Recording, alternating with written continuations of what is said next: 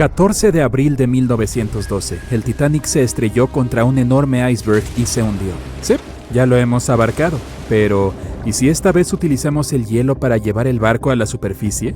Esto requiere varios miles de metros de malla metálica y un montón de nitrógeno líquido. Nuestro objetivo es meter al Titanic en un enorme bloque de hielo que eleve al barco a la superficie. Para ello hay que rodear el pecio en la red metálica y cubrirlo con nitrógeno líquido. El primer problema al que te enfrentas es la imposibilidad de envolver el barco completamente. Tienes que levantarlo un poco de alguna forma para poner la malla debajo de él. Digamos que por algún milagro lo consigues. Luego necesitas transportar cientos de grandes tanques de nitrógeno líquido. Estás bajo el agua, abriendo los depósitos, y hace tanto frío que el agua helada del océano Atlántico luce como si estuviera hirviendo. El nitrógeno solo chisporrotea, se disipa, y ciertamente no crea un bloque de hielo alrededor de la red. Nuevo intento, elevar al Titanic con la ayuda de enormes imanes. Para ello necesitarás un gran crucero y unos potentes imanes. Conectas gruesos cables a los magnetos y los bajas hasta el fondo. Unos proyectores brillantes iluminan las negras profundidades del océano. Partes del pecio son visibles. Los imanes descienden más y se aferran al casco de hierro del barco. El crucero tira de los cables y los magnetos hacia arriba. Algunos de ellos se desprenden del Titanic, ya que la superficie de hierro está cubierta de arrecifes y corales. Algunas partes del pecio se desprenden del barco y se elevan. La fuerza del crucero no es suficiente. Uno de los cables se rompe. No solo el peso de cada una de las partes del Titanic, sino también la colosal presión del agua interfiere en la operación. El barco hundido no puede ser levantado completamente, solo sus pequeñas partes. Ya hubo un intento de alzar al Titanic por partes. La operación, que costó $5 millones, fracasó. Se fijaron eslingas de nylon a una gran parte del pecio. Los otros extremos de esta se conectaron a los motores diésel. Para toda la operación se utilizó un mini submarino. Se sacó un pedazo del Titanic de 21 toneladas, pero una de las eslingas se rompió por la fuerte presión del agua. Entonces, uno a uno, los demás cables empezaron a romperse y un enorme trozo cayó al fondo del mar. Para ese momento, todos los participantes en la operación de rescate se habían quedado sin provisiones y estaban muy lejos de la costa más cercana, así que decidieron no hacer un segundo intento. Se escribió un libro y se hizo una película sobre cómo se levantó al Titanic con aire comprimido. En realidad, nadie intentó esta operación. Para hacerlo se necesitarían varios cientos de grandes cilindros de aire comprimido. Al principio los instalas dentro del casco del Titanic y esperas a que tiren del barco hacia la superficie. En cuanto se bajan los cilindros bajo el agua, inmediatamente flotan hacia arriba. Esto complica enormemente la operación. Hay que sujetar los botes con cables y tirar de ellos hasta el fondo utilizando un potente submarino. O mejor aún, varios de ellos. Debido a la alta presión, los cilindros podrían estallar. En este caso, la onda expansiva golpearía otros cilindros y provocaría una catástrofe. Demasiado caro e inseguro. El plan más costoso y complejo para elevar al Titanic es probablemente aquel en el que los científicos extraen de alguna manera el hidrógeno y el oxígeno del agua del océano. Luego, estos elementos extraídos deben llenar contenedores especiales. Estos depósitos se fijan al barco, entonces este subiría a la superficie. Aunque se extraiga el oxígeno y el hidrógeno de millones de toneladas de agua, el resto del agua del océano lo sustituirá. Una máquina que sea capaz de ese filtrado debería costar miles de millones de dólares, o se puede conseguir un elemento químico que utilice una reacción en cadena para purificar toda el agua. En este caso, todo el océano mundial se quedará sin el vital oxígeno.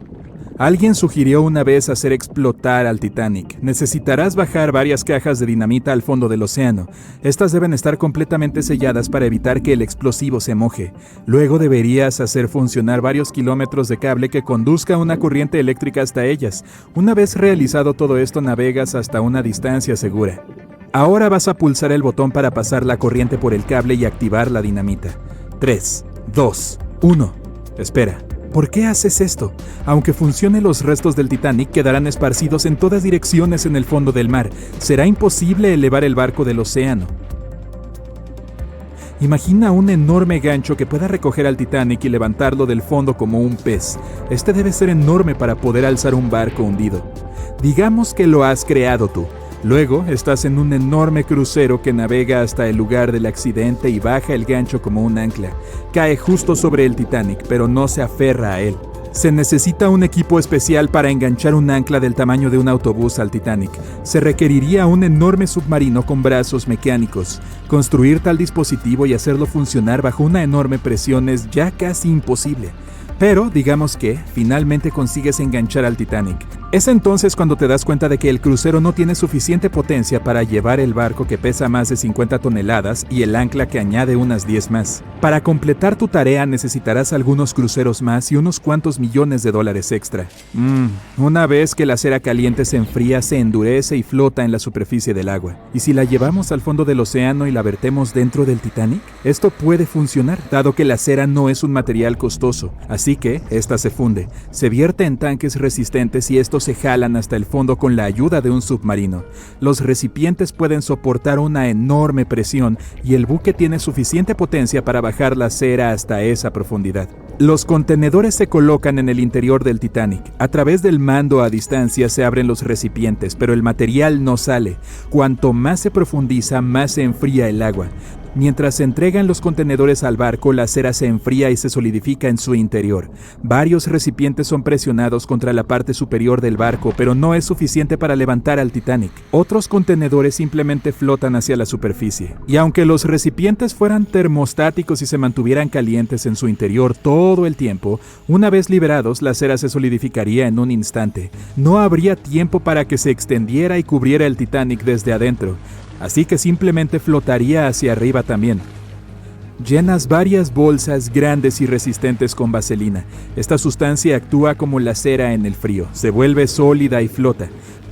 Quieres poner las bolsas por todo el Titanic y esperar a que la vaselina lo eleve. Se cargan los recipientes en el submarino y se desciende al fondo marino. No se puede llegar a algunas partes del barco debido a los corales adheridos. Decides descargar todas las bolsas en un solo lugar, pero en cuanto sacas la vaselina del submarino, los recipientes se rompen debido a la fuerte presión. Trozos sólidos de vaselina flotan hacia arriba empujados por el agua. Misión fallida. La idea más loca es llenar el Titanic con millones de pelotas de ping pong. Las pequeñas bolas de plástico llenas de aire deberían empujar el barco hacia la superficie, pero en cuanto empiezas a bajarlas al fondo, el plástico se aplana de inmediato y todo el aire de las esferas sale disparado. Puedes entregar las bolas dentro de un submarino, pero cuando las pongas dentro del Titanic, la presión las volverá a aplastar. También puedes crear bolas de material ultra ligero y fuerte y llenarlas de aire. En este caso necesitarás mucho más dinero. En cuanto pongas las esferas dentro del barco, algunas de ellas se colarán inmediatamente por los agujeros del navío. Y las restantes no serán suficientes para levantar el fondo de los restos del pecio que pesan más de 50 toneladas. Bueno, para estudiar al Titanic no hace falta bajar al fondo del mar. En internet se puede encontrar un mapa detallado en 3D que muestra el lugar del naufragio, así como el propio barco en el lecho marino. Para obtener una imagen realista del Titanic, los investigadores utilizaron tecnologías de sonar y robots submarinos, que tomaron más de 10.000 fotografías del barco hundido. Entonces, ¿tú qué piensas? ¿Dejarlo en paz? Sí, yo también. Un rayo de luz eléctrica atraviesa la oscuridad sobre las tranquilas aguas del Océano Atlántico. El Titanic se abre paso lentamente entre las olas, con sus pasajeros dormidos, cuando de repente una monstruosa forma blanca es detectada por el haz de luz. El fatídico iceberg está a punto de desgarrar el costado del legendario barco. 14 de abril de 1912, solo 2 días antes. Alguien tomará una foto de un iceberg gigante con una forma elíptica bastante inusual. Lo más probable es que este iceberg se haya formado a partir de nieve caída hace 100.000 años. Los investigadores recurrieron a modelos informáticos para averiguar su origen. Usaron datos de 1912 y añadieron nueva información sobre los vientos y las corrientes oceánicas. Llegaron a la conclusión de que probablemente el iceberg formaba parte de un pequeño grupo de glaciares del suroeste de Groenlandia. Hoy en día es posible calcular las rutas de esos icebergs en cualquier año del pasado. El infame trozo de hielo se dirigía desde Groenlandia a una zona al sur de Cornualles. Si el barco hubiera pasado por esa región solo 2 días después, el iceberg ya se habría alejado del punto donde se encontraron. Al principio, el peso del iceberg más conocido del mundo era de 75 millones de toneladas. Con el tiempo, comenzó a derretirse lentamente y, cuando hundió el Titanic, solo pesaba 1,5 millones. En el momento de la colisión, probablemente llevaba meses derritiéndose, pero seguía siendo un verdadero monstruo. Al momento del hundimiento del transatlántico, el iceberg tenía una longitud de 120 metros y más de 30 metros de su superficie estaban por encima del agua. Algunos creen que una superluna provocó esta tragedia. Esa noche tuvo lugar un evento lunar inusual. No había ocurrido en 1400 años.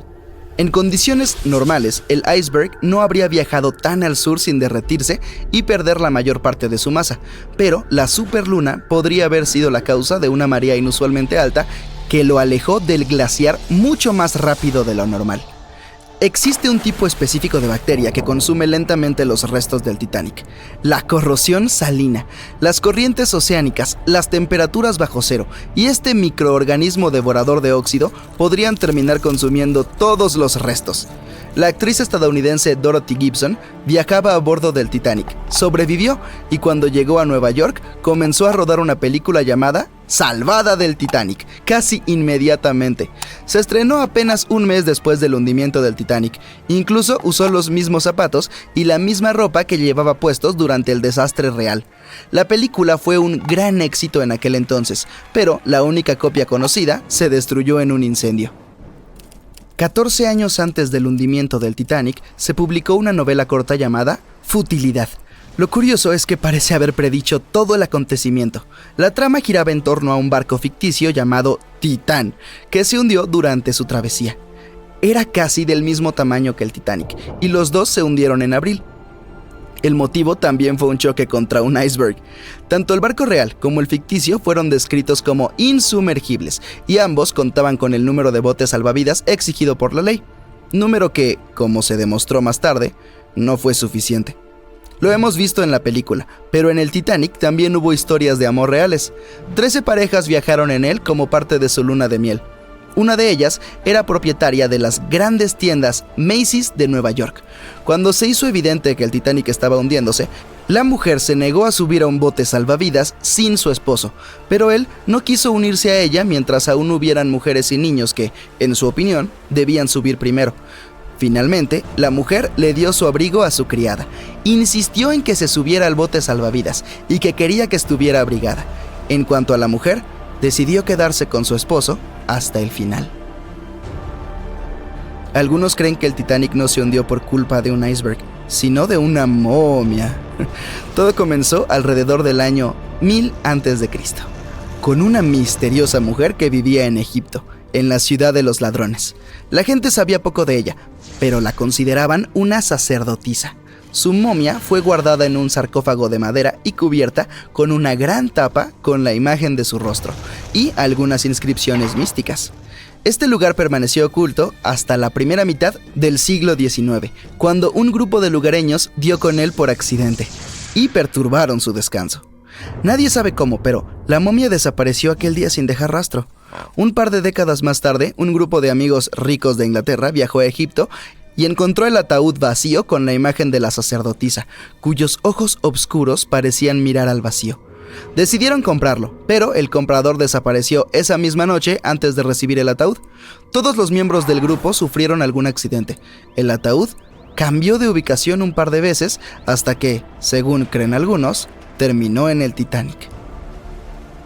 Tuvieron que pasar más de 70 años para que un submarino robot encontrara las ruinas de este legendario barco. El naufragio se encuentra a casi 4000 metros bajo la superficie del Océano Atlántico, dividido en dos mitades. ¿Por qué se partió? Nadie lo sabe con exactitud. Algunos creen que fue por el agua que entró cuando chocó con el iceberg. La presión fue tan fuerte que separó dos partes del Titanic, comenzando por la estructura inferior. Otros dicen que se debió a los remaches del casco, que tenían una alta concentración de escoria o residuos de fundición, lo que puede hacer que el metal se parta. En general, el barco tenía muchos defectos, comenzando por el diseño. Los mamparos estancos no estaban completamente sellados en la parte superior, lo que permitió que el agua fluyera entre los compartimientos y, al final, hundiera el transatlántico. El hierro de los remaches y el acero del casco terminaron por arruinarse debido al alto contenido de azufre, las bajas temperaturas y las altas velocidades. El acero se hizo añicos y los remaches saltaron con bastante facilidad. Como consecuencia de todo esto, el Titanic se hundió 24 veces más rápido de lo que se habría hundido en otras circunstancias. Si hubiera chocado de frente contra el iceberg en lugar de embestirlo con el costado, probablemente se habría mantenido a flote. ¿Cómo es que los tripulantes no tenían binoculares? Seguramente los habrían ayudado a detectar el iceberg a tiempo y tal vez incluso evitar el desastre, pero los binoculares del Titanic estaban guardados en un compartimento. Solo un miembro de la tripulación tenía la llave y había sido trasladado fuera del barco justo antes de que zarpara.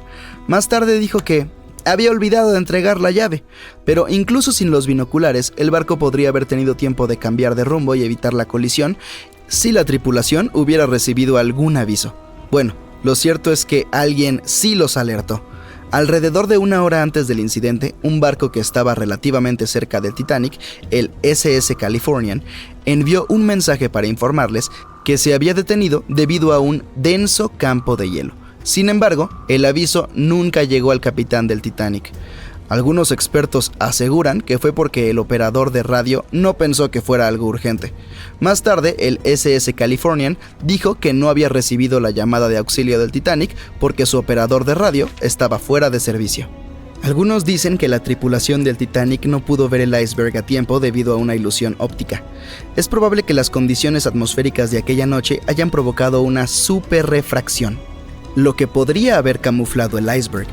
Después de todo, nadie lo vio hasta que estuvo demasiado cerca del barco como para evitar el choque. Ni siquiera pasó 1 minuto entero entre el momento en el que vieron el iceberg y la colisión. Fueron solo 37 segundos. Y el Titanic tardó 2 horas y 40 minutos en desaparecer bajo las olas del océano.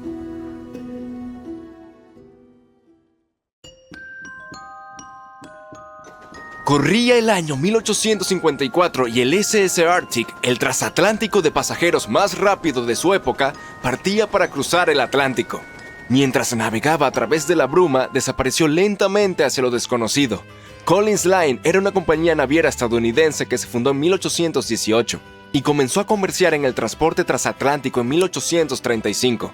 Sus barcos de vapor cruzaban el Atlántico desde Liverpool hasta Nueva York en solo 10 días. No parece muy rápido hoy, lo sé, pero en aquel entonces el mismo trayecto les tomaba a otros barcos varias semanas. Ligeros en el agua con sus cascos de madera, propulsados por una potente máquina de vapor, esos barcos eran la opción favorita de muchas personas de alto perfil. ¿Qué podría salir mal con una nave tan avanzada?, pensaban. Esto me recuerda a otro barco que todos creían que era insumergible. Pero bueno, volvamos a la línea Collins. Llegó a ser un verdadero líder en las rutas transatlánticas con solo otro competidor, Cunard's Line. Era una compañía británica que también aspiraba a ser la fuerza principal a través del paso del Ártico. En 1835, la compañía recibió un nuevo barco que viajó a Liverpool y regresó a Nueva York con el mayor cargamento jamás visto hasta ese momento. A partir de entonces, la línea Collins fue creciendo cada vez más. Parecía que solo le esperaban grandes éxitos. Desafortunadamente, sus lujosos barcos se volvieron muy costosos por la cantidad de carbón que usaban. La enorme fuerza de los motores, sumada a los débiles cascos de madera, hacía que requirieran muchas reparaciones después de cada viaje. Entonces, cada traslado terminaba siendo muy costoso, pero como los barcos eran seguros y tenían una gran reputación, la gente estaba dispuesta a pagar el precio y la empresa no entró en crisis. Habían logrado algo que nadie había conseguido antes. Como dije, sus barcos cruzaban el Atlántico en 10 días, y Edward Collins, el dueño, estaba muy decidido a mantener el ritmo. Sus 5 barcos superaban a la flota de Cunard, de solo 3. Este gran adelanto le brindó más atención. Aunque los barcos de Cunard eran más lentos con sus cascos de hierro, todavía daban ganancias, sin importar cuán lento navegaran. Entre los barcos de Collins, el Arctic, el tercero en ser lanzado, era el más grande, con 86 metros de largo y 2 motores de vapor de palanca lateral, cada uno con 1000 caballos de fuerza. Las ruedas de paletas hacían 16 revoluciones por minuto cuando estaban a toda velocidad. En el momento de su lanzamiento, la prensa lo llamó el buque más estupendo jamás construido en los Estados Unidos, pero el glamour y la fama no pudieron evitar lo que vendría después. El 27 de septiembre, el Arctic estaba en su viaje de Liverpool a Nueva York, atravesando la espesa niebla a gran velocidad. Es posible que en ese momento, después de 4 años de viajes récord, la tripulación se sintiera demasiado confiada en las capacidades del barco. A solo 80 kilómetros de Terranova, andaban sin cuidado a través de la niebla sin contacto por radio, sonar o cualquier otra forma de identificación de objetos, equipados solo con el código Morse. Un barco más pequeño, el SS Vesta, que operaba como nave de pesca, a menudo trabajaba en Terranova. Estaba pasando por el mismo camino que el Arctic y se estrelló contra su costado. Conmocionado por la colisión, el capitán del Arctic le ofreció ayuda al Vesta, mucho más pequeño. Pero pronto quedó claro que el daño que parecía menor en el Arctic era en realidad grave. Debajo de la línea de flotación, el agua estaba entrando por un agujero. El costo de un casco de madera mucho más rápido ahora parecía demasiado. Entonces navegaron hacia tierra tratando de tapar los agujeros. Sin embargo, el agua seguía entrando, llenaba el casco cada vez más y empujaba el barco hacia abajo. Cuando la sala de máquinas se llenó de agua, las calderas se apagaron y así cayó la enorme potencia por la que el Arctic alguna vez fue legendario. El barco finalmente se detuvo por completo y la orden fue abandonarlo. Por aquel entonces, la ley marítima permitía que el Arctic llevara solo 6 botes salvavidas, capaces de salvar a solo 180 personas. La tripulación y algunos de los pasajeros lograron abrirse camino a bordo y ocuparon la mayoría de los asientos en esos botes. La situación se volvió muy tensa, todos se olvidaron de sus modales y no dejaron que las mujeres y los niños abordaran primero. El Arctic tardó 4 horas en hundirse. A bordo iban 150 tripulantes y 250 pasajeros. Aquellos que no pudieron encontrar un bote salvavidas hicieron un intento desesperado de construir sus propias balsas con partes del barco. 2 días después, solo 3 botes llegaron a la orilla. Los otros 3 nunca fueron encontrados. Lo creas o no, el grupo de rescate también salvó a algunas personas que habían estado aferradas a los escombros durante 2 días. A diferencia de la tripulación, el capitán se hundió con el Arctic, pero sorprendentemente sobrevivió. Es una de las 85 personas que lo lograron, de las 400 que estaban a bordo. Cuando llegó la noticia 2 semanas después, luego de la gran tristeza que causaron las pérdidas humanas, hubo una gran protesta por la poca seguridad. La prensa publicó una serie de exigencias para que hubieran más botes salvavidas, suficientes para cada persona a bordo de un barco. Pero esas solicitudes fueron ignoradas. Este descuido conduciría a más desastres en el futuro. Tener suficientes botes salvavidas recién entraría en la ley marítima unos 60 años después, luego del desastre del Titanic. La esposa y los 2 hijos de Edward Collins también estaban a bordo del barco y no regresaron. Él estaba desconsolado, pero no dejó de administrar su negocio. La línea Collins tenía una reputación que mantener, la más grande, la más rápida y la más lujosa del Atlántico. Edward Collins construyó un barco mejor que cualquier otro. Se llamó Adriatic y era el más grande del mundo, con 2 máquinas de vapor alternas de un tamaño jamás visto. Estas máquinas de vapor en su momento eran tecnología de punta, aunque hoy en día solo se pueden ver en modelos y juguetes.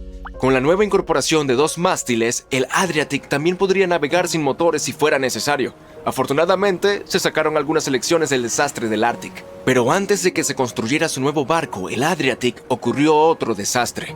El barco gemelo del Arctic también se hundió. Se piensa que este segundo barco estaba corriendo una carrera con Cunard y chocó contra un iceberg en algún lugar durante el recorrido. Esta extraña competencia se cobró la vida de 141 personas. La desesperación de Collins, sumada a sus cascos débiles, llevaron a la compañía a la bancarrota en 1858. El Adriatic, recién construido, que había costado más de $1 millón, solo había hecho un viaje. E incluso ese viaje fue considerado un desastre. El barco chocó con un remolcador. De todas maneras, logró terminar su viaje inaugural en un tiempo adecuado. Después de que la empresa quebró, tuvieron que vender el barco por solo $50,000. Quitaron los grandes motores y los reemplazaron por velas. Aunque alguna vez fue el barco más grande en alta mar, solo 30 años después fue abandonado, considerado irreparable y anclado en un río. Los otros barcos también se vendieron para usar sus partes. Edward Collins abandonó la industria y buscó trabajo en tierra firme. Como la línea Collins ya no estaba en carrera, la de Cunard se fortaleció. Sin competencia, ganó la banda azul los siguientes 30 años. Y 180 años más tarde, después de producir cientos de barcos, aún tiene presencia en los mares, ya que ofrece viajes transatlánticos, viajes alrededor del mundo y cruceros de placer. Hasta el día de hoy, la línea Cunard es la única que opera barcos entre Europa y América. El Titanic se hundió el 14 de abril de 1912 y todas las pertenencias de los pasajeros y los artículos del barco fueron a parar a las profundas y oscuras aguas. Estos objetos esperaron pacientemente a ser descubiertos hasta 1985. El Titanic se hundió rápidamente y parecía que casi no quedaba nada del barco. Sin embargo, los buzos que fueron en pequeños submarinos lograron recuperar muchos artefactos del naufragio. Si te preguntas cómo se ven estos sorprendentes objetos, acompáñame. Varios museos tienen colecciones de objetos del Titanic rescatados por buzos o donados por los sobrevivientes y sus familiares, y algunos de estos artículos incluso se venden en subastas, por lo que si estás dispuesto a gastar una bonita suma en un artefacto exclusivo, ¿por qué no? El primer artículo de mi lista es un reloj de bolsillo perteneciente a un pasajero del Titanic, John Chapman. John y su esposa Elizabeth estaban en su luna de miel. Cuando el barco golpeó el iceberg, a Elizabeth se le ofreció un asiento en un bote salvavidas junto a su amiga Emily Richards. Sin embargo, había un problema. El señor Chapman no podía entrar al bote. Elizabeth se volvió hacia su amiga Emily y le dijo: «Adiós, si John no puede ir, yo tampoco iré». Eso es lo que yo llamo amor verdadero. Después de un corto tiempo, el barco se hundió. Si retrocedemos y volvemos al reloj de bolsillo de Chapman, notaremos un detalle desgarrador. Los expertos creen que el reloj se detuvo alrededor del momento en el que el barco finalmente se sumergió. ¿Recuerdas la icónica escena de la película Titanic en la que los músicos continuaban tocando mientras el barco se hundía? El violín que tocaba el verdadero músico fue vendido en una subasta por 1,7 millones en 2013.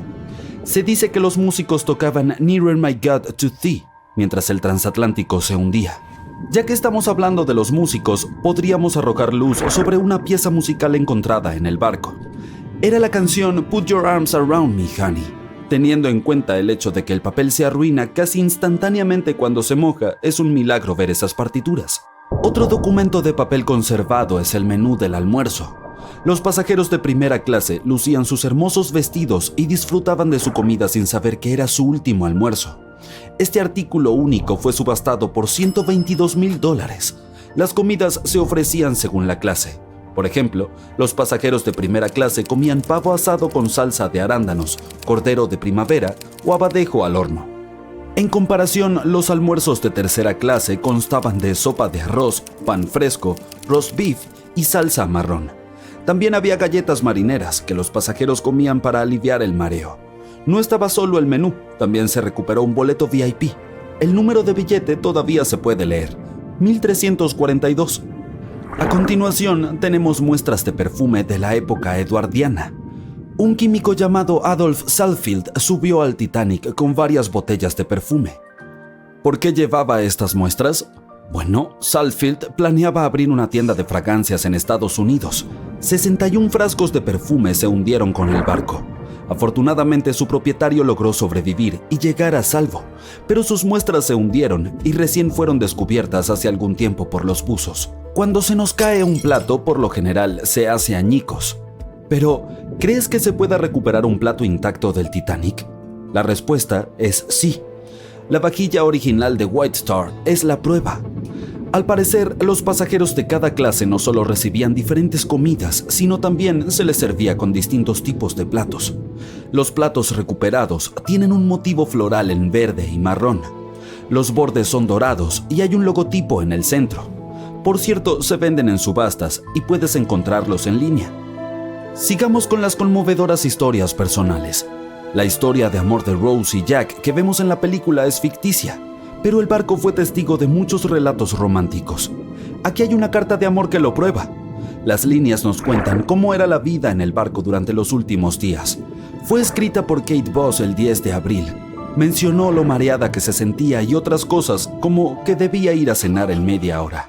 Esta carta no fue la única que los buzos sacaron a la superficie. Por ejemplo, está la carta que Esther Hart le escribió a su pequeña hija Eva. Fue vendida en subasta por 119,000 libras. Probablemente sea la última carta escrita a bordo, ya que se completó solo 8 horas antes de la tragedia. No está tan dañada porque estaba en el bolsillo del abrigo del marido de Esther. Otra carta que podemos mencionar es la del Dr. John Simpson. Esas palabras fueron las últimas que le escribió a su madre. Permíteme presentarte a Edith Rosenbaum. Ella estaba en el barco con su cerdito de juguete de la suerte. Edith se había lesionado gravemente en un accidente antes de subir al gran barco. El juguete fue un regalo de su madre como apoyo moral para su proceso de recuperación. En realidad, era una caja de música en forma de cerdito. Edith lo utilizaba para calmar a los jóvenes asustados en el bote salvavidas. El siguiente elemento en la lista es el silbato de Lillian Winfred Bentham. Ella era una pasajera de segunda clase. En aquella terrible noche, Lillian estaba en su camarote. No creía que el Titanic pudiera hundirse. Después de todo, era el barco insumergible. Su amiga acudió a ella y la convenció de que se subiera a un bote salvavidas. Recién entonces se dio cuenta de lo grave que era la situación. Momentos después vio cómo el barco se partía en dos. Mientras el bote salvavidas se alejaba en la noche, Lillian vio a un tripulante que también había sido rescatado. Sin pensarlo dos veces, envolvió al hombre con su abrigo de piel. Hacía mucho frío, así que probablemente le salvó la vida con ese gesto. El hombre quiso agradecerle su bondad, así que le dio a Lillian un silbato. Era el que había usado toda la noche para pedir ayuda. Este par de guantes blancos es uno de los elementos más raros recuperados del Titanic. Eran de algodón y le pertenecían a un caballero. La identidad del dueño es desconocida. La tela no puede durar bajo el agua durante décadas, pero estos guantes se conservaron bien y todavía se pueden ver los finos detalles y su elegancia. También se ha encontrado una campana. Sí, la famosa campana, la que sonó para advertir sobre el iceberg. Frederick Fleet y Reginald Lee estaban de guardia la noche del accidente. Ambos sobrevivieron. Fleet fue quien vio el iceberg antes de que el barco lo golpeara. Lo irónico es que Fleet y Lee no tenían binoculares. Estaban guardados en un armario, pero la llave del armario estaba en el bolsillo de un miembro de la tripulación que fue reasignado a otro barco a último minuto y no dejó la llave. Podrían haber visto el iceberg antes si hubieran tenido binoculares, y el Titanic podría haber girado a tiempo. Los buzos no solo descubrieron pertenencias de los pasajeros o de la tripulación, sino también piezas del propio barco. El siguiente elemento es la gran escalera. Algunas partes de esta icónica estructura se han recuperado del naufragio. Esta escalera se convirtió en un punto de encuentro entre los pasajeros de primera clase. Si querían visitar los baños turcos para un día de spa o ir a cenar, se encontraban en la escalera y se iban juntos. Esta escalera era un símbolo de lo lujosas que eran algunas partes del Titanic. Otro objeto milagrosamente salvado que pertenecía al Titanic es su plano. Fue uno de los elementos más caros vendidos en la subasta. El plano tiene alrededor de 10 metros de ancho. ¿Qué más? También se descubrió el logómetro. Es un aparato utilizado para verificar la velocidad de navegación del barco y la distancia que recorre. Los expertos dicen que desde el inicio hasta el mediodía del 14 de abril, el artefacto registró unos 500 kilómetros. Y hay más. También se encontró un gran trozo de casco que pesa 15 toneladas. Los ojos de buey más grandes eran para los camarotes y los más pequeños eran para los baños. Esta pieza fue encontrada en 1994, pero fue en 1998 cuando se extrajo con éxito. Después de todos estos años bajo el agua, estaba llena de vida marina. Aún así, sorprendentemente, los ojos de buey todavía tenían vidrio. Supongamos que eres un buzo y solo puedes sacar uno de estos objetos. ¿Cuál elegirías? Hemos escuchado tanta información sobre la terrible tragedia que ocurrió la noche del 14 de abril de 1912. ¿Qué causó el desastre realmente? ¿Podrían haberse salvado los pasajeros del Titanic? ¿Estaba el barco maldito? Todas estas preguntas siguen sin respuesta. Así que, esta vez, enfoquémonos no en el lado trágico de este evento, sino en las fantásticas historias de las personas que milagrosamente lograron sobrevivir ese día y en qué les sucedió después. Como sabes, cuando el Titanic chocó contra un iceberg, la tripulación del barco primero evacuó a las mujeres y niños. Pero entre los pasajeros, una mujer permaneció en el barco y sobrevivió después de que se hundió. Su nombre era Rhoda Abbott. Ella y sus 2 hijos vivieron en Inglaterra durante 2 años antes de decidir regresar a casa a Providence, Rhode Island. Rhoda compró 3 boletos de tercera clase para el barco más moderno e insumergible de esa época. Toda la familia durmió en su camarote esa fatídica noche del 14 al 15 de abril. No sintieron el impacto y se levantaron solo después de que el mayordomo llamara a la puerta. Les pidió que se pusieran los chalecos salvavidas y subieran a la cubierta superior. Luego, junto con otros pasajeros de tercera clase, esperaron en fila para abordar los botes salvavidas. Los miembros de la tripulación permitieron que solo mujeres y niños pequeños avanzaran. Sin embargo, los hermanos negociaron con el equipo y acompañaron a su madre al bote salvavidas. Los 3 se dirigieron al último bote que quedaba, pero la tripulación les pidió a los hijos que se bajaran, ya que no todas las mujeres habían sido evacuadas. Rhoda no quiso dejar a sus hijos, así que decidió quedarse con ellos. Salió del bote y abrazó a los chicos. Para ese momento, el barco se estaba hundiendo en una posición con la popa hacia arriba. La cubierta se inclinó. Rhoda intentó sujetar a sus hijos, pero no pudo. Ella resbaló de la cubierta y cayó en el agua helada. Desde allí, nadó hacia el bote salvavidas que había sido arrastrado desde la cubierta. Rhoda subió a bordo y observó cómo el Titanic se hundía en el agua. Desafortunadamente, no pudo salvar a sus 2 hijos. Junto a ella había 13 personas en el bote, pero al final, nadie excepto Rhoda sobrevivió. Unas horas después, el barco Carpathia llegó y encontró a una Rhoda casi congelada en el bote. El barco llegó casi 3 días después a Nueva York, donde Rhoda fue hospitalizada y permaneció allí durante unas 2 semanas. Nadar en agua fría le provocó asma, que la acompañó de por vida.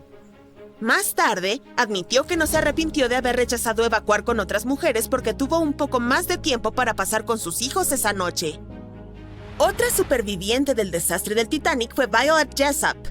Ella abordó el barco no como pasajera, sino como parte del personal de trabajo.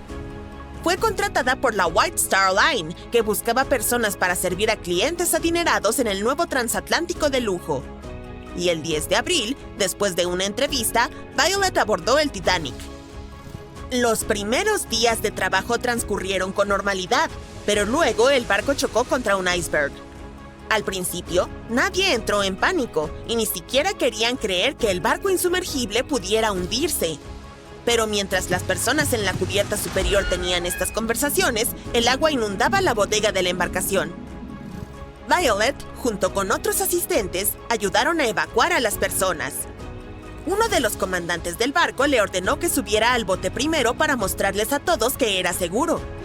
Ella obedeció y pasó varias horas allí hasta que los rescatistas llegaron por los sobrevivientes. Pero lo más emocionante de esta historia fue que antes del Titanic, Violet ya había estado en otro naufragio. El barco donde trabajaba como camarera chocó contra otra embarcación en el mar. Todas las personas se salvaron y Violet consiguió un empleo en el Titanic unos años después. Pero incluso después del famoso naufragio, ella no cambió de profesión y fue al Hospital Flotante Britannic. ¿Y sabes qué? También se hundió. Violet logró sobrevivir por 3ª vez, pero esto no asustó a la chica. Después de todos los eventos, continuó su trabajo en otras embarcaciones. Sobrevivió a 3 naufragios y obtuvo un nombre por ello: Miss Insumergible. Uno de los pasajeros más valientes del Titanic fue el jefe de panadería del barco, Charles Johan.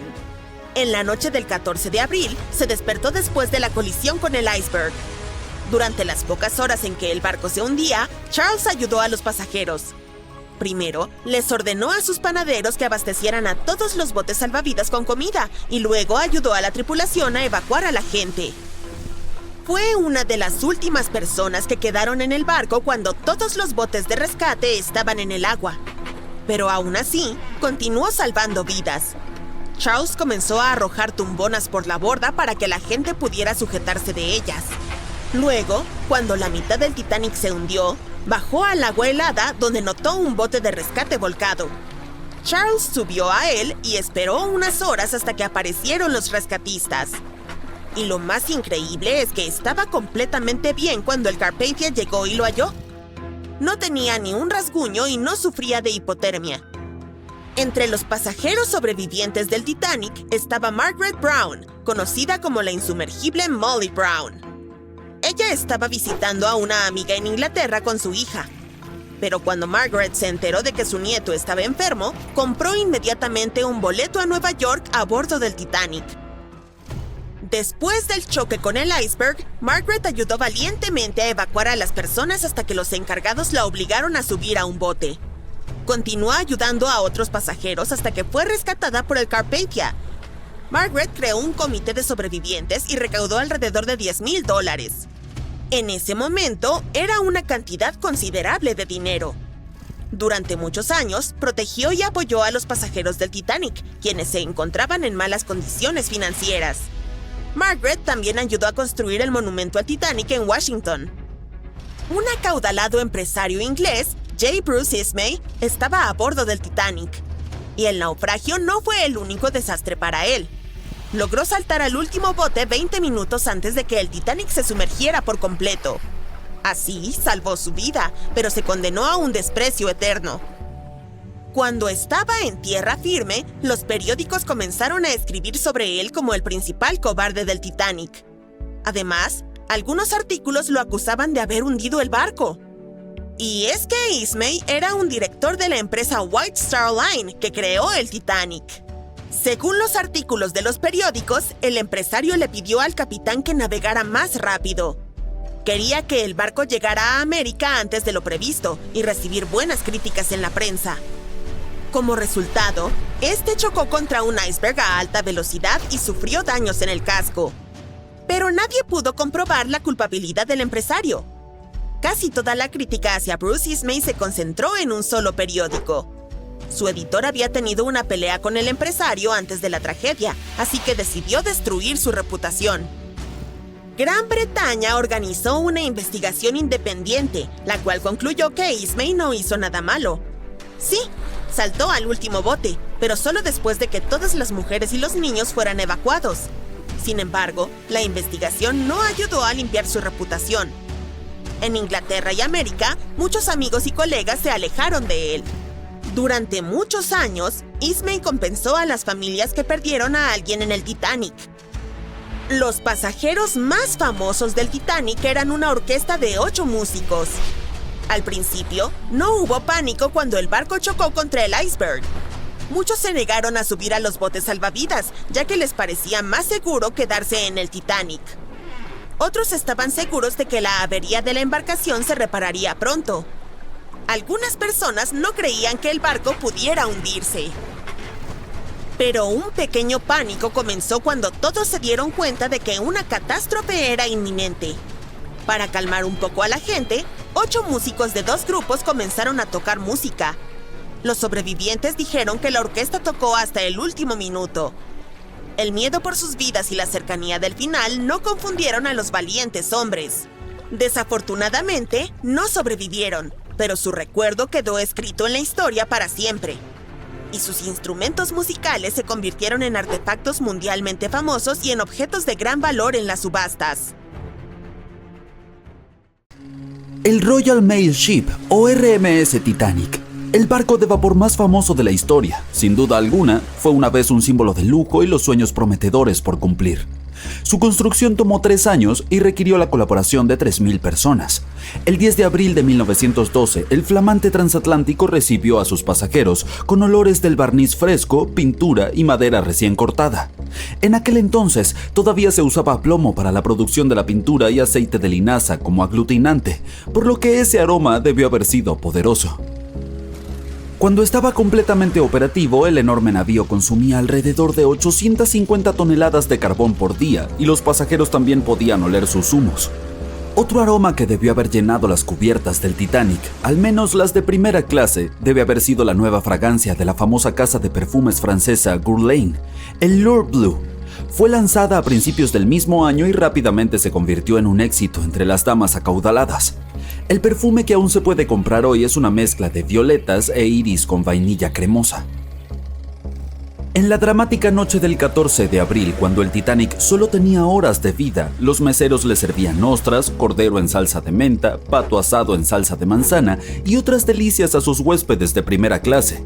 La segunda clase estaba llena de olores de pollo al curry, cordero de primavera y pavo asado.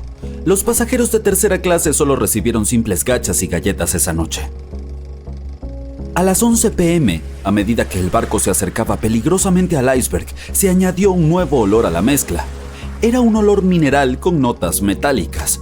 Si tienes hielo en tu nevera, debes haber notado que absorbe los olores de los alimentos cercanos. Lo mismo sucede con los icebergs. Adoptan los olores de los animales marinos y mantienen la composición química del agua de la que están hechos. Y aunque más personas hubieran conocido el significado de este peculiar olor metálico, probablemente tampoco habrían salvado al barco. Pero el número de gente que hubiera logrado escapar podría haber sido mayor. Hablando de olores, En caso de que alguna vez te hayas preguntado cómo huele el espacio, pero no planeas convertirte en astronauta pronto, presta atención. Puedes probar Oud Space, un aroma que fue diseñado por la NASA hace décadas. La idea del perfume era ayudar a los astronautas a prepararse para sus encuentros con el espacio en todos los niveles durante su entrenamiento.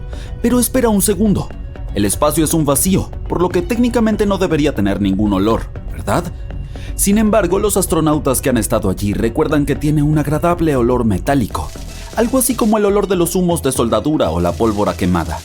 Podían olerlo en sus trajes espaciales después de volver a su nave espacial. También podemos adivinar a qué huelen otros planetas en función de lo que compongan sus atmósferas. Venus tiene nubes de ácido sulfúrico en su atmósfera, por lo que debe oler a huevos podridos.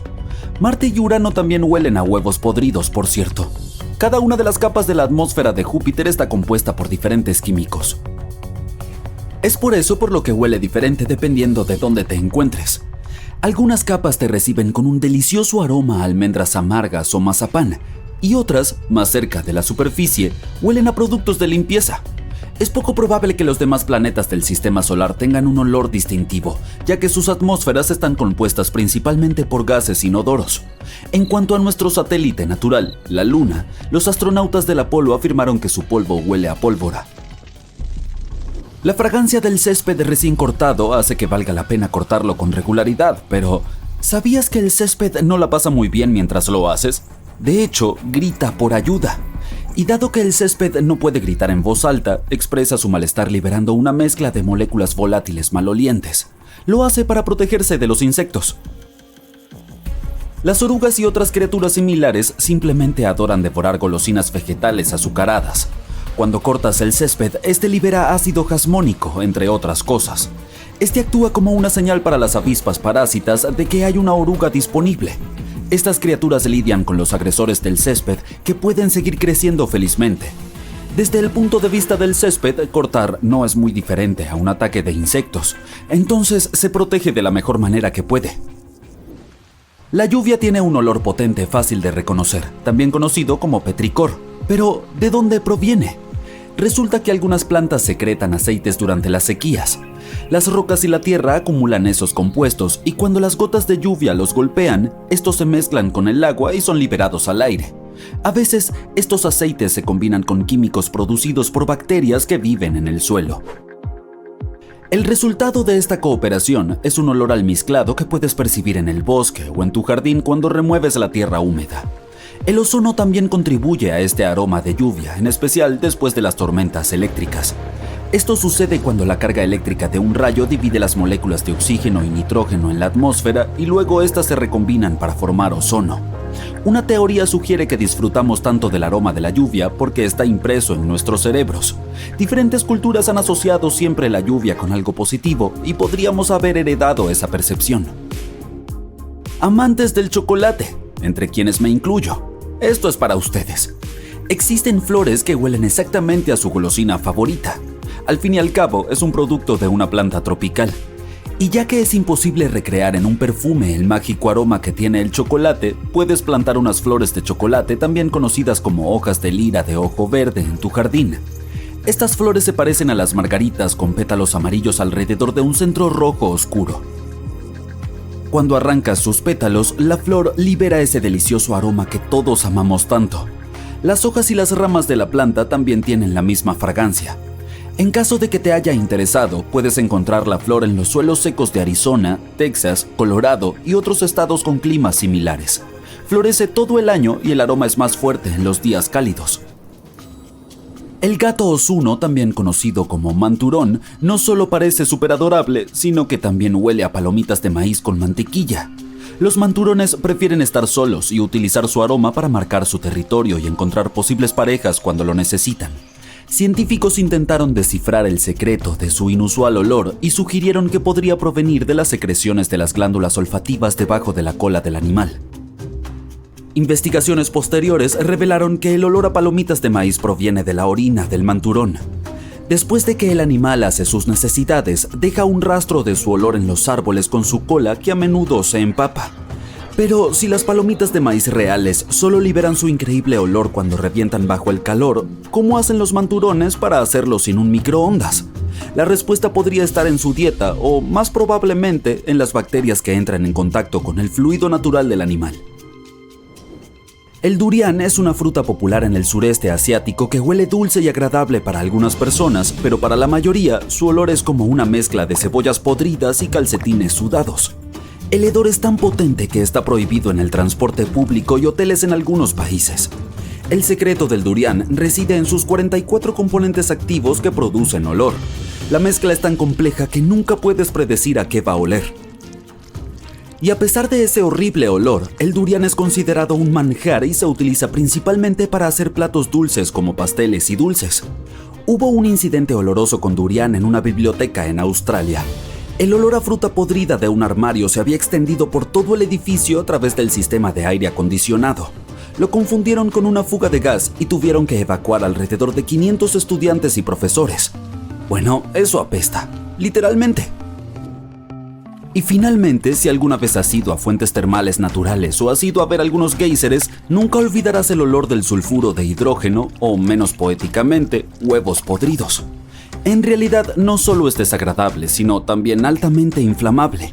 Pero también puede ser bastante útil. La mayoría de los hogares en Islandia utilizan fuentes termales como fuente de agua caliente. Aunque no huele fresco, es perfectamente seguro para beber y el olor no permanece en tu cuerpo después de que te duchas. Así que ahí lo tienes. Conocemos al Titanic de tantas historias, incluso de una película, pero ahora tenemos su primer escaneo digital a tamaño completo. Y no es como esos modelos de antes en los que principalmente imaginábamos cómo se suponía que era el barco.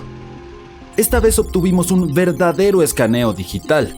Un equipo de expertos realmente mapeó el fondo marino alrededor del Titanic junto con el propio barco. Básicamente obtuvimos una vista 3D de todo el naufragio, que es como sumergirse bajo la superficie del océano y ver al Titanic como si toda el agua hubiera sido drenada.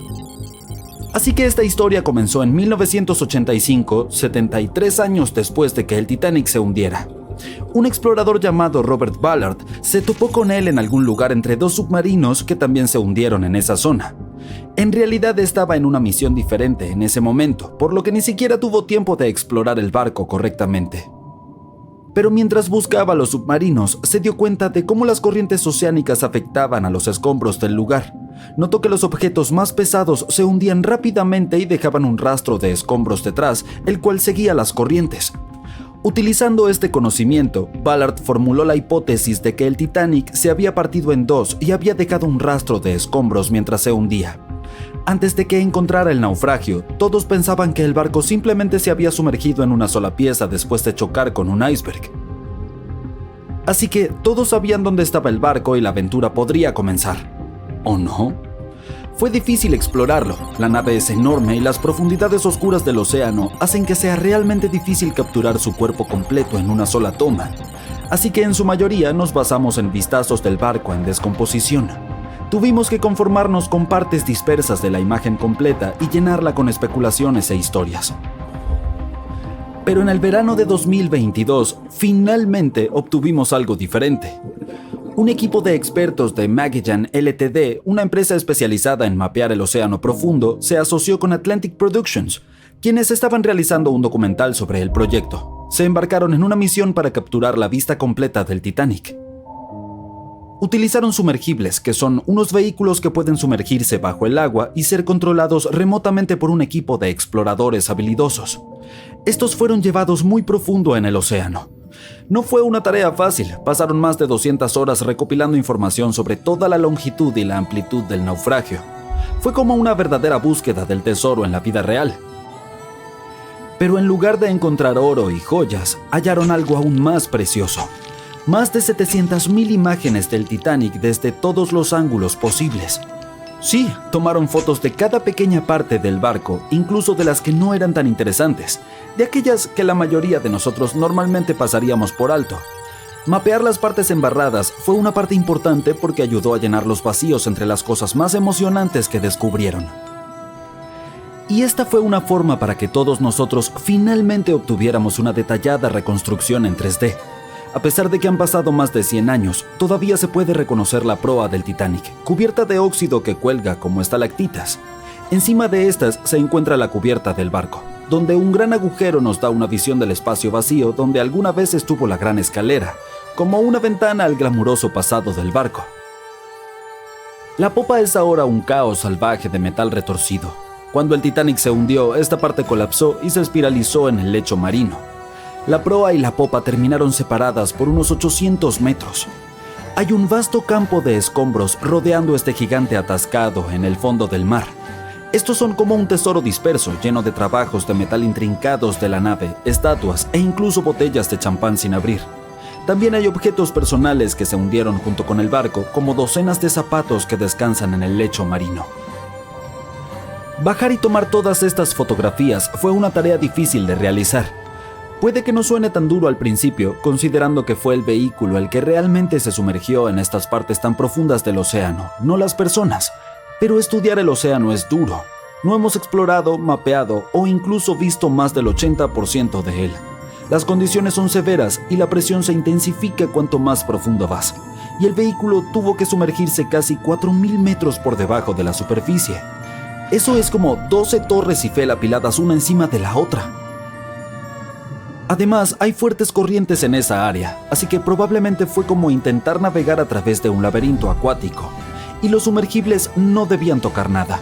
Incluso el más mínimo paso en falso podía dañar el naufragio, que ya era muy frágil. Puede parecer que el Titanic está congelado en el tiempo y siempre estará allí esperándonos, pero en realidad está desapareciendo lentamente.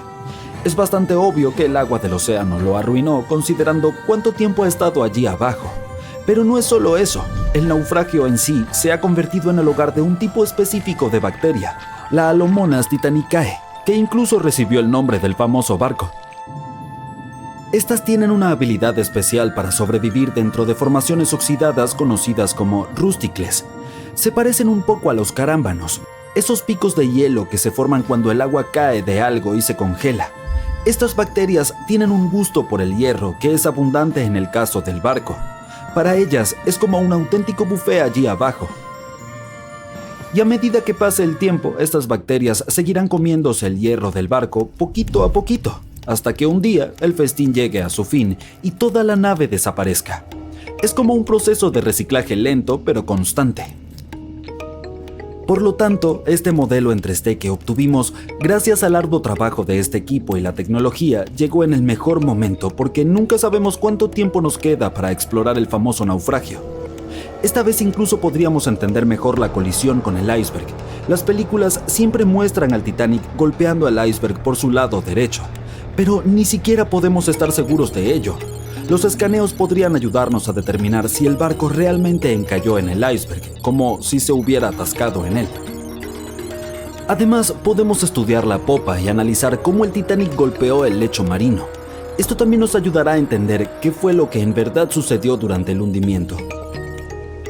Quizá tengamos la oportunidad de descubrir si realmente hubo un fuerte incendio que selló el destino del Titanic.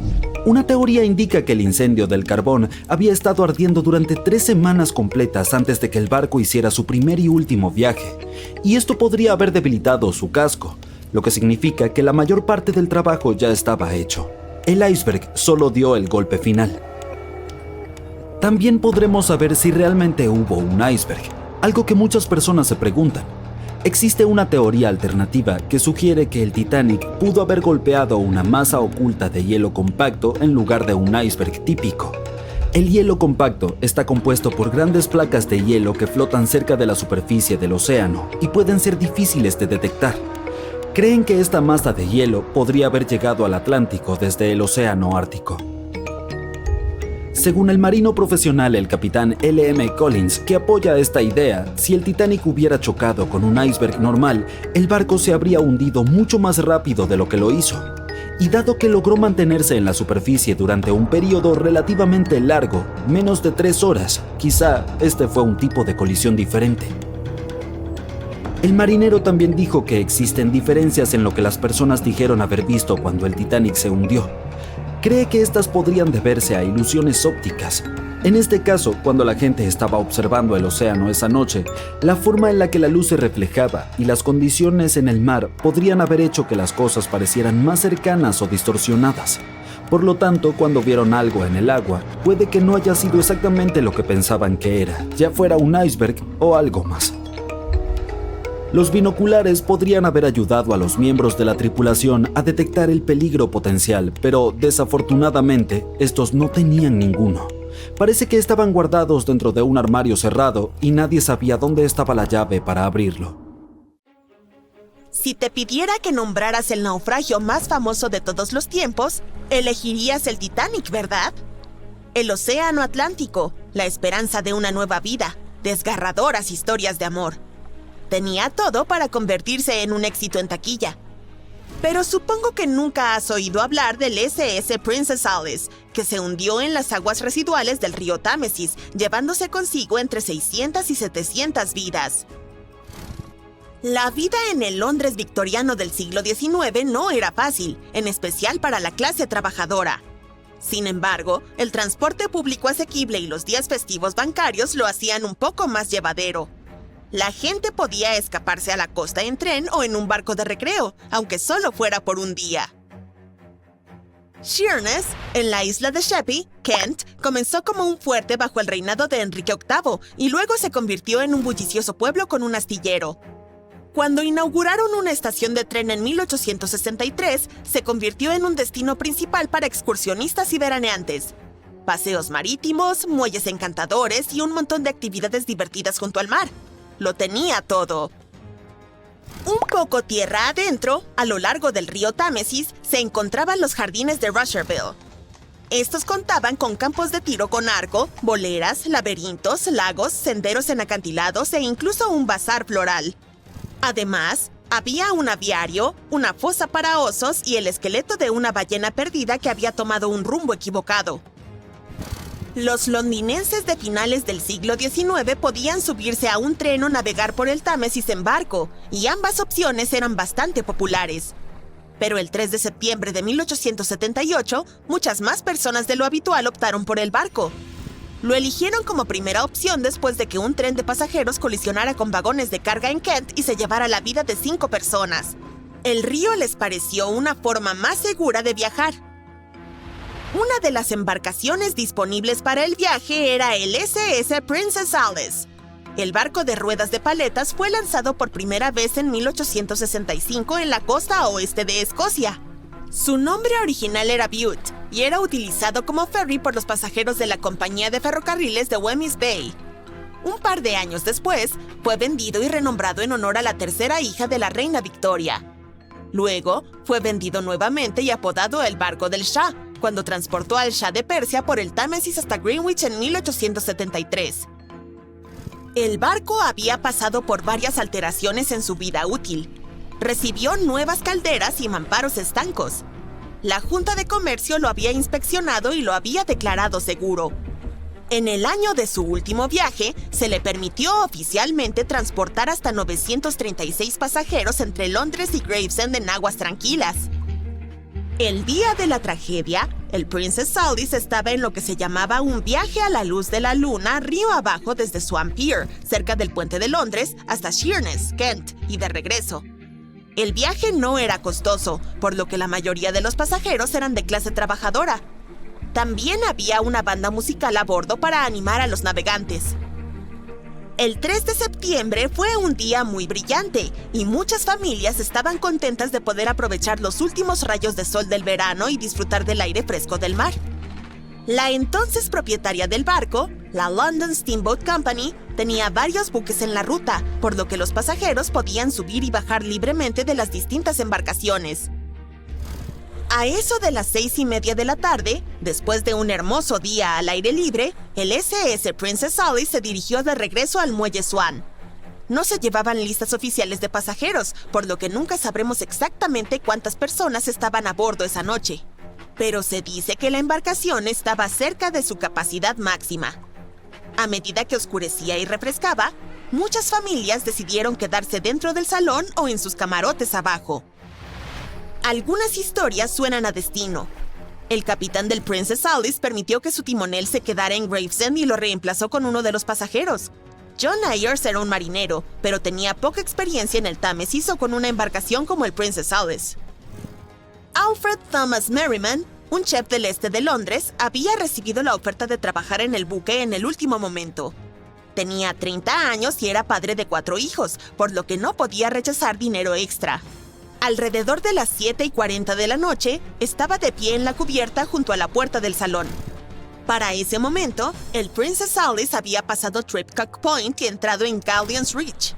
Los pasajeros podían ver el muelle de North Woolwich a lo lejos. Muchos de ellos planeaban desembarcar en esa parada.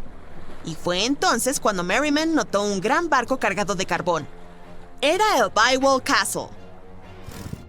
Este buque normalmente transportaba carbón a África, pero acababa de ser repintado en un dique seco. El Bywell Castle iba a Newcastle para recoger carbón y llevarlo a Alejandría, Egipto. El capitán del barco, Harrison, no estaba muy familiarizado con esas aguas, por lo que llamó a Christopher Dix, un experimentado piloto del río Támesis, para que le echara una mano, aunque no era necesario. El barco tenía una lujosa parte elevada bajo la cubierta, y Dix no podía ver bien lo que había delante de él. Así que tenían a un marinero de vigía. Al zarpar de Millwall a la velocidad de 5 nudos, o 9 kilómetros por hora, intentaron mantenerse en el centro del río, pero otras embarcaciones tenían otros planes. Cuando se acercaban a Galleon's Reach, Dix divisó la luz roja de estribor del Princess Alice, que se dirigía hacia ellos, pero planeaba pasar por el lado derecho. Al mismo tiempo, Grinstead, el capitán del Princess Alice, iba contra la corriente del río en un intento de encontrar aguas tranquilas en el lado sur. Ajustó su rumbo, dirigiéndose hacia la trayectoria de Bywell Castle. Ambas tripulaciones se dieron cuenta de que se dirigían a una colisión. Dix intentó evitarla y hasta ordenó máxima reversa en los motores, pero ya era demasiado tarde. El Bywell Castle colisionó de frente con el Princess Alice, que era mucho más pequeño y pesaba menos de un tercio de las 890 toneladas del carguero de carbón. Partió en dos el barco de pasajeros. Como Merriman recordó más tarde, las risas a bordo cambiaron de inmediato a gritos y pánico. Algunas personas corrieron al puente en busca de seguridad. Merriman se apresuró hacia el capitán y le preguntó qué hacer a continuación. La respuesta fue sombría. Nos hundimos rápido, hagan lo mejor que puedan. Los extremos del barco se elevaron por los aires y el centro simplemente se hundió, llevándose consigo a los pasajeros. Aquellos desafortunados que estaban bajo cubierta quedaron trágicamente atrapados. El impacto provocó que toneladas de aguas residuales sin tratar brotaran de las salidas cercanas al sitio de la colisión.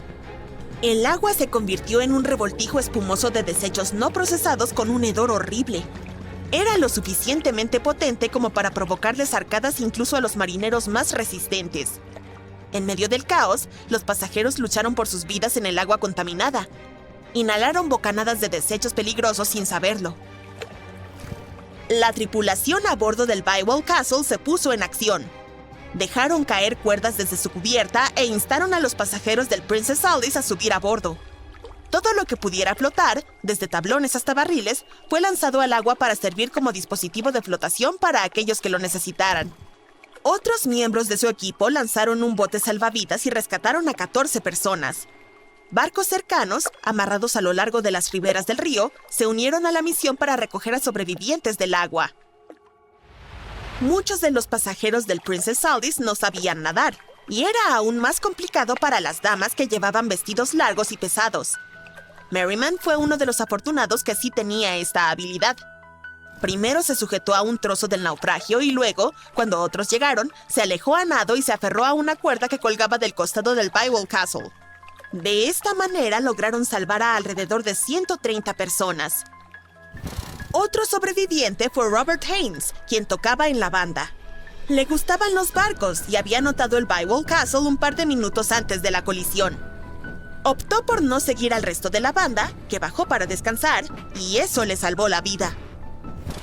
El barco hermano del Princess Alice, el vapor Duque de Teck, llegó 10 minutos tarde para ayudar con los esfuerzos de rescate. Solo 2 personas que estaban debajo de la cubierta o en el salón lograron sobrevivir a la colisión. Todavía no sabemos el número total de vidas que se perdieron ese día, pero está entre 650 y 700. Y lo que hace esta historia aún más trágica es que ha sido mayormente olvidada.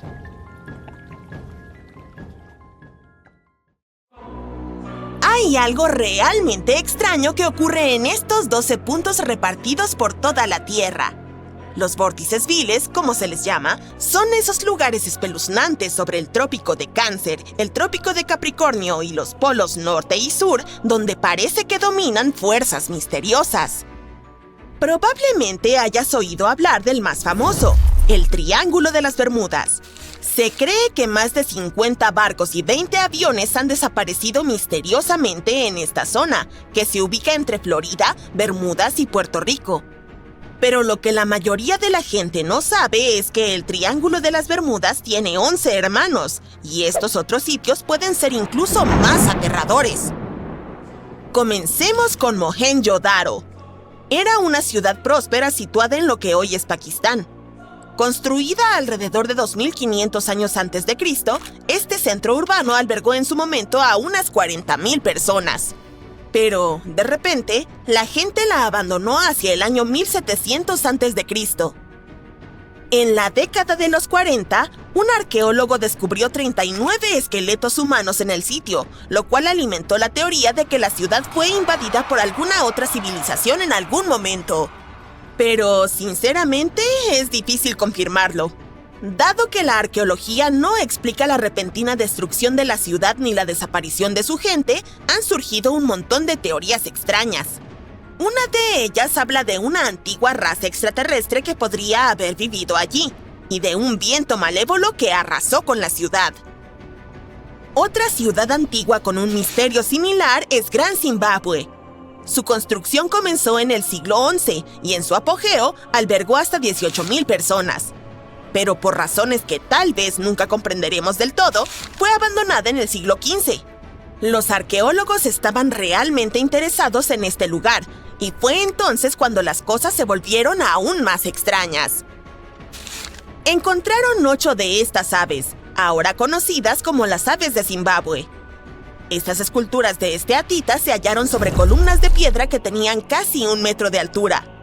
No se ha visto nada similar en ningún otro lugar, y su significado sigue siendo un total misterio.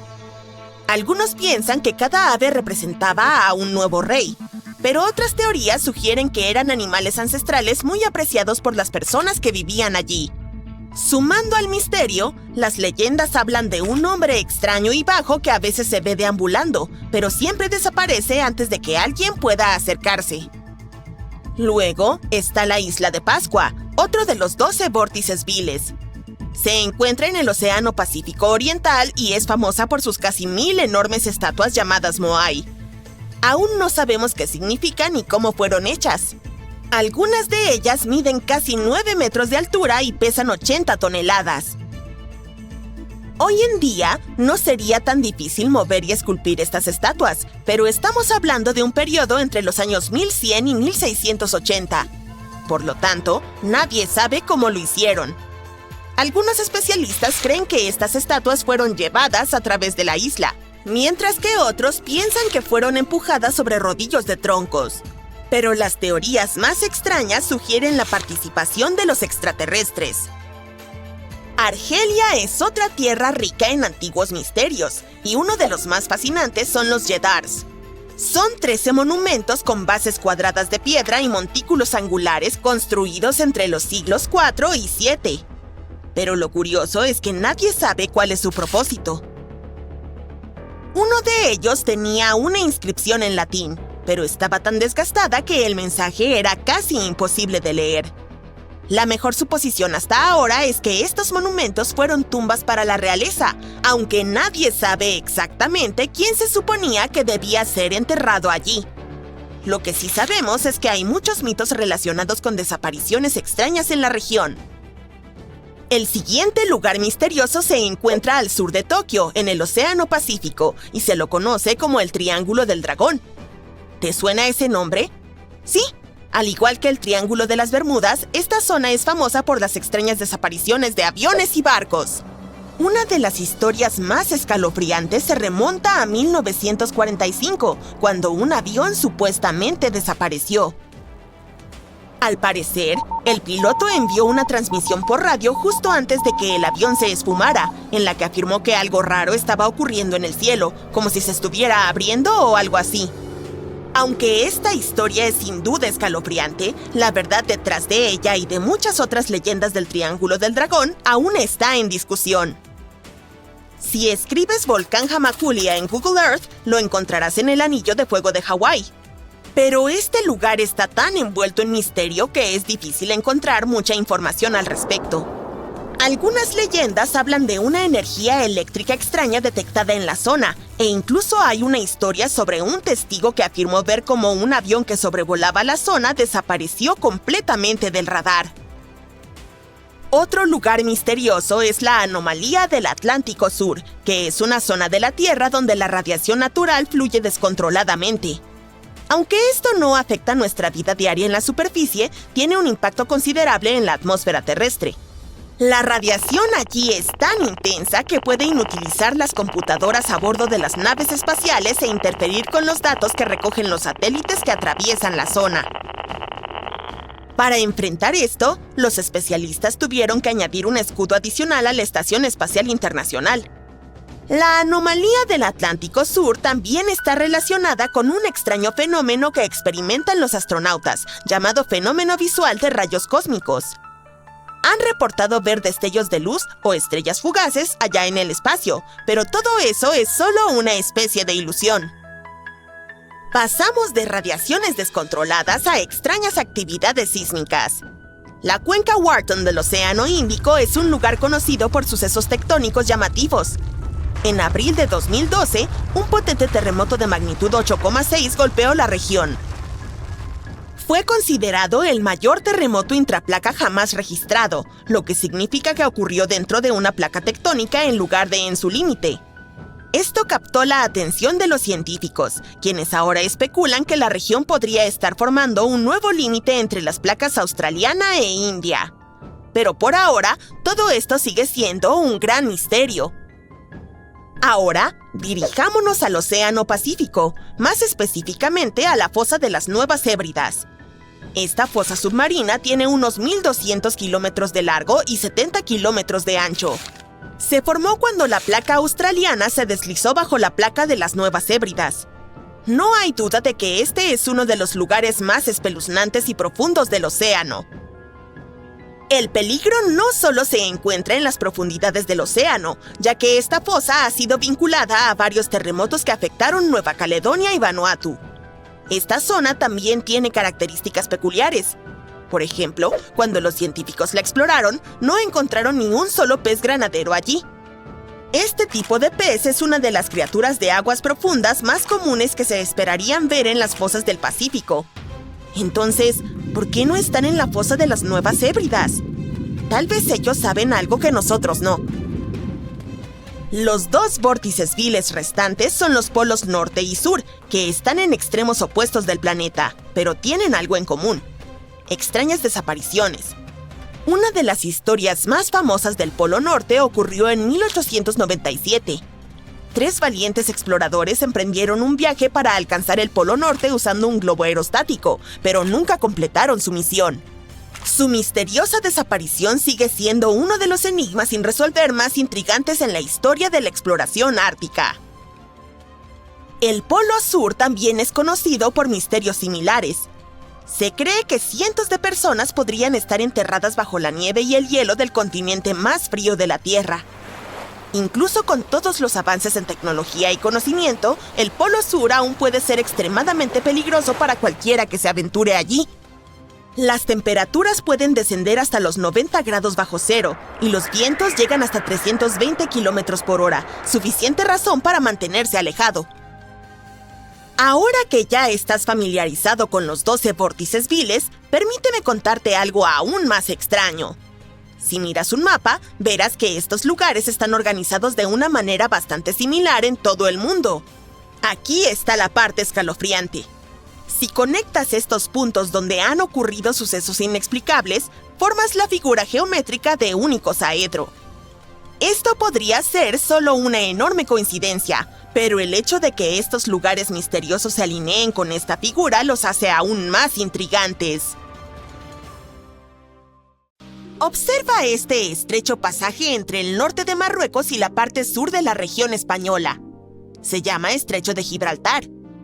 Hay solo 14 kilómetros entre los dos continentes, pero por alguna razón no hay ningún puente, a pesar de que durante siglos la gente ha soñado con conectar estas dos regiones. Hay lugares en el mundo donde un puente sobre el agua se extiende por una distancia mucho mayor. Por ejemplo, la calzada del lago Pontchartrain, cerca de Nueva Orleans, Luisiana, se extiende 38 kilómetros, 3 veces la longitud del puente hipotético entre África y Europa. Está registrado en el libro Guinness de los Récords como el puente continuo más largo que pasa sobre el agua. Consiste en 2 puentes paralelos y conecta el área urbana de Nueva Orleans con unos pequeños asentamientos al norte del lago Pontchartrain. 9,000 pilotes de concreto sostienen a más de 1,000 plataformas por encima del agua. Esta estructura a gran escala fue construida a mediados del siglo XX. Solo pasaron 14 meses desde el inicio de la construcción hasta su finalización. Ingenieros estadounidenses desarrollaron una tecnología única para fijar los pilotes de concreto a la base del puente. Y todavía está en funcionamiento. Entonces, ¿cuál es el problema para construir un puente más corto que conecte África y Europa? Primero, averigüemos el valor del puente de 14 kilómetros que podría conectar 2 continentes y la razón por la cual todos hablan de él. De hecho, el valor de un puente así sería enorme. Diamantes, petróleo, minerales. África está llena de materiales valiosos. Y Europa está encantada de comprar estas cosas. Este puente teórico podría permitir que las personas transporten artículos para el comercio de manera rápida y cómoda. Pero ahora, el intercambio de bienes entre África y Europa solo es posible gracias a aviones y barcos de carga, y los aviones son extremadamente costosos debido al alto precio del combustible.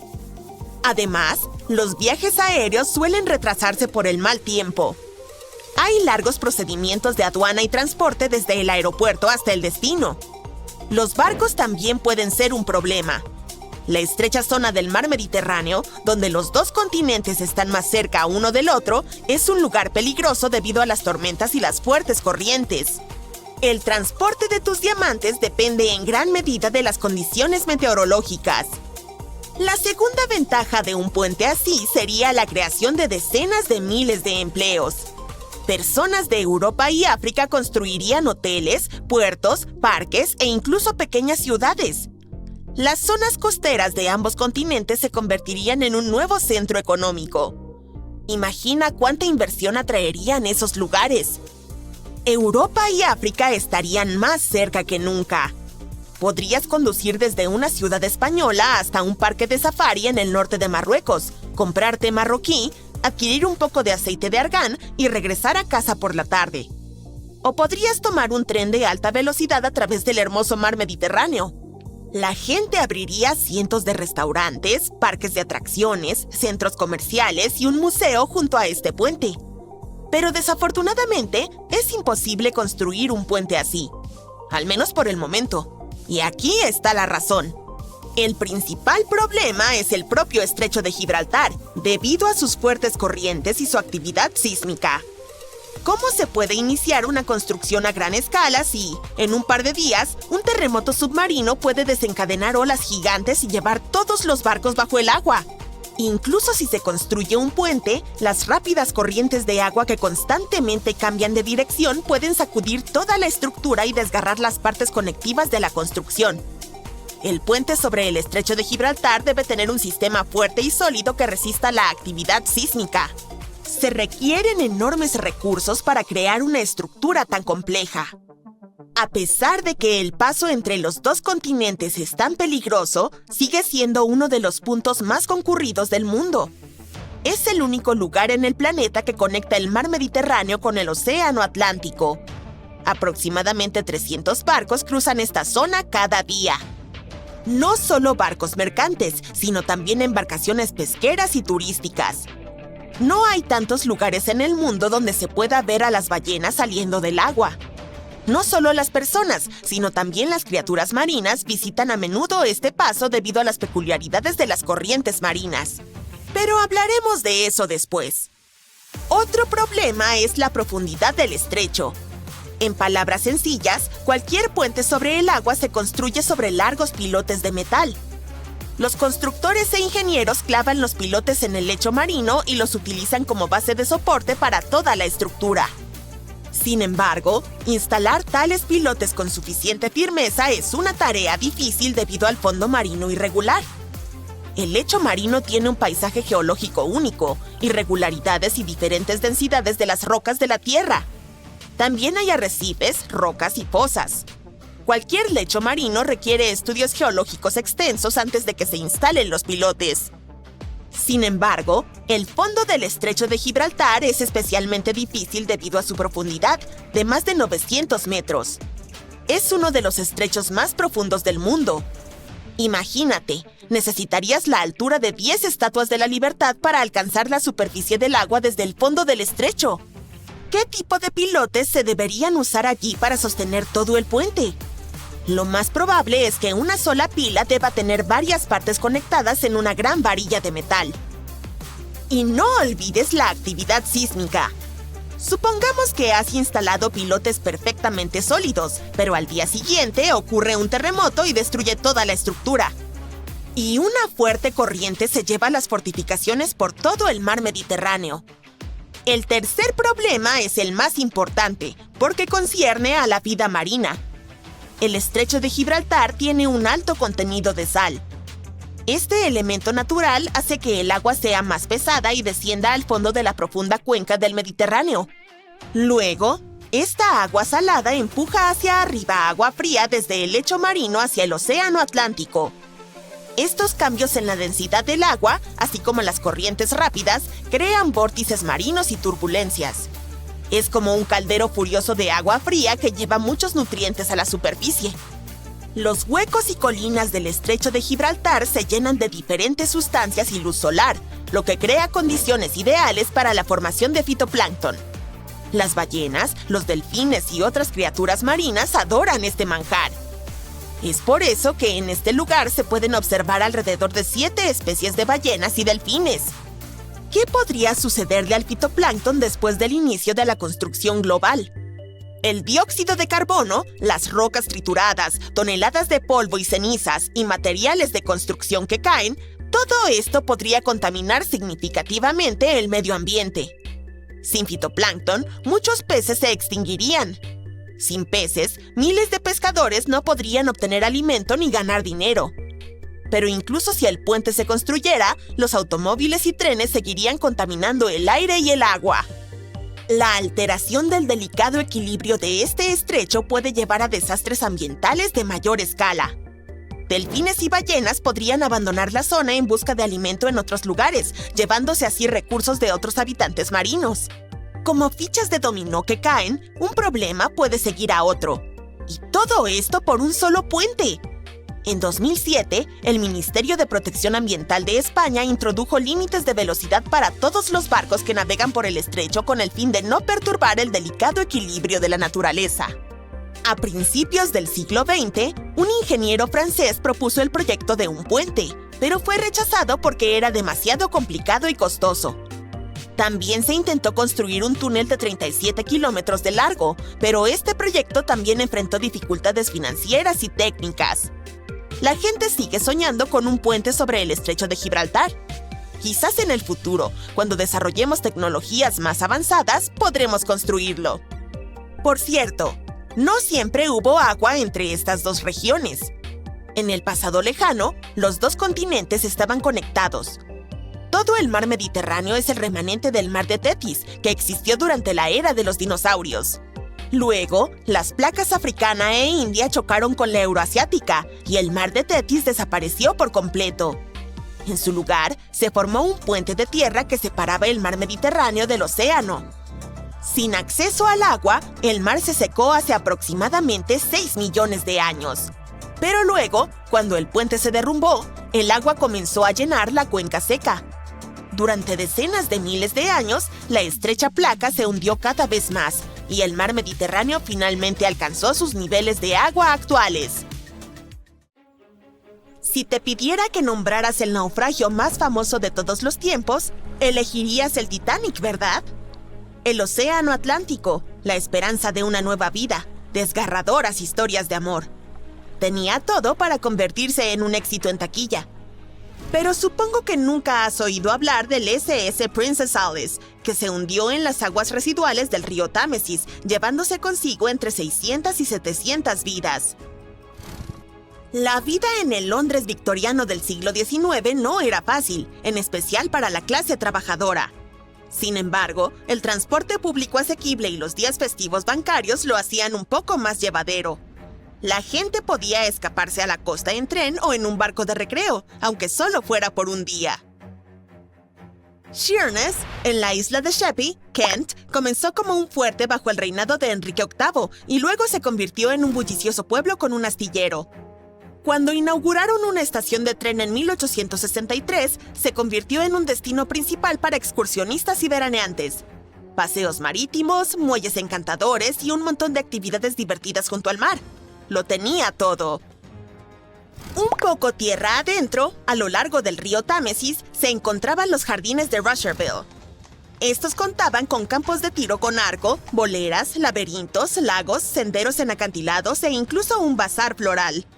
Además, había un aviario, una fosa para osos y el esqueleto de una ballena perdida que había tomado un rumbo equivocado. Los londinenses de finales del siglo XIX podían subirse a un tren o navegar por el Támesis en barco, y ambas opciones eran bastante populares. Pero el 3 de septiembre de 1878, muchas más personas de lo habitual optaron por el barco. Lo eligieron como primera opción después de que un tren de pasajeros colisionara con vagones de carga en Kent y se llevara la vida de 5 personas. El río les pareció una forma más segura de viajar. Una de las embarcaciones disponibles para el viaje era el SS Princess Alice. El barco de ruedas de paletas fue lanzado por primera vez en 1865 en la costa oeste de Escocia. Su nombre original era Bute y era utilizado como ferry por los pasajeros de la compañía de ferrocarriles de Wemyss Bay. Un par de años después, fue vendido y renombrado en honor a la tercera hija de la reina Victoria. Luego, fue vendido nuevamente y apodado el barco del Shah, cuando transportó al Shah de Persia por el Támesis hasta Greenwich en 1873. El barco había pasado por varias alteraciones en su vida útil. Recibió nuevas calderas y mamparos estancos. La Junta de Comercio lo había inspeccionado y lo había declarado seguro. En el año de su último viaje, se le permitió oficialmente transportar hasta 936 pasajeros entre Londres y Gravesend en aguas tranquilas. El día de la tragedia, el Princess Alice estaba en lo que se llamaba un viaje a la luz de la luna río abajo desde Swan Pier, cerca del puente de Londres, hasta Sheerness, Kent, y de regreso. El viaje no era costoso, por lo que la mayoría de los pasajeros eran de clase trabajadora. También había una banda musical a bordo para animar a los navegantes.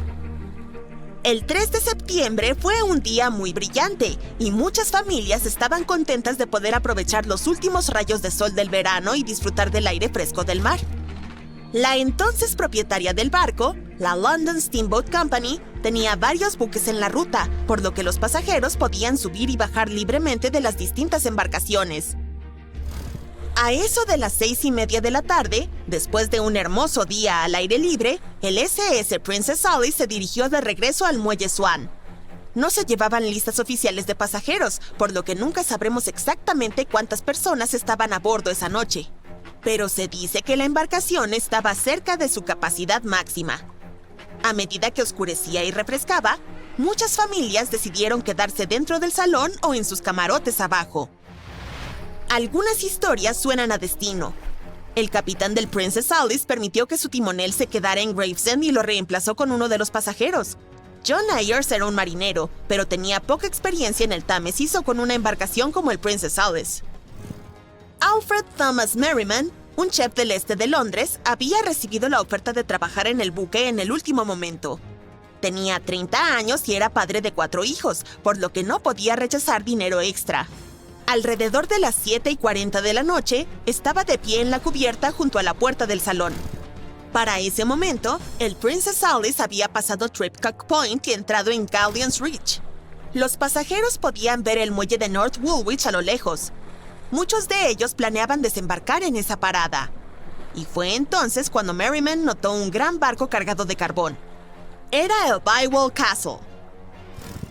Este buque normalmente transportaba carbón a África, pero acababa de ser repintado en un dique seco.